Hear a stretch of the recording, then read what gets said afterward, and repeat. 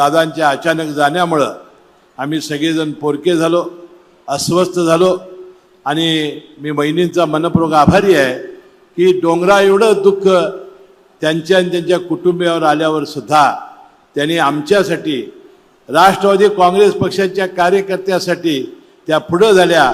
मी एक दिवस प्रचाराच्या निमित्ताने बारामती मतदारसंघाचा दौरा केलेला होता आणि त्याला मी आवर्जून सांगितलं होतं की दादा आम्हाला अभिमानाने सांगायचे की मी निवडणुकीचा फॉर्म भरतो, फक्त शेवटची सभा घेतो आणि मी 1 लाखापेक्षा जास्त आणि 2 वेळा मी देशात सर्वात जास्त मतांनी निवडून येतो.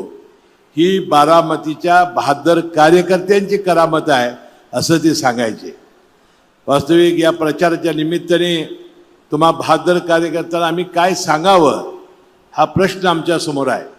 परंतु दादांच्या अचानक जाण्यामुळं आम्ही सगळेजण पोरके झालो, अस्वस्थ झालो आणि मी बहिणींचा मनपूर्वक आभारी आहे की डोंगरा एवढं दुःख त्यांच्या आणि त्यांच्या कुटुंबियावर आल्यावर सुद्धा त्यांनी आमच्यासाठी, राष्ट्रवादी काँग्रेस पक्षाच्या कार्यकर्त्यासाठी त्या पुढं झाल्या आणि राज्याच्या उपमुख्यमंत्रीपदाची जबाबदारी स्वीकारली आणि काही दिवसांनी राष्ट्रवादी काँग्रेस पक्षाच्या अध्यक्षा म्हणून त्यांनी जबाबदारी स्वीकारलेली आहे.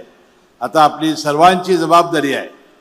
72% मतदान जास्तीत जास्त या बारामती मतदारसंघामध्ये झालेलं आहे. येणाऱ्या या निवडणुकीत 80% जास्त मतदान झालं पाहिजे आणि देशात सर्वात असलेला विक्रम आपण मोडला पाहिजे एवढी विनंती या निमित्ताने आम्ही करतोय. फक्त आम्हाला काळजी आहे की आता वहिनी निवडूनच आलेल्या आहेत म्हणून आपण जर काही घरात बसलो, आपण जर उत्साह दाखवला नाही तर मतदान टक्केवारी कमी होईल.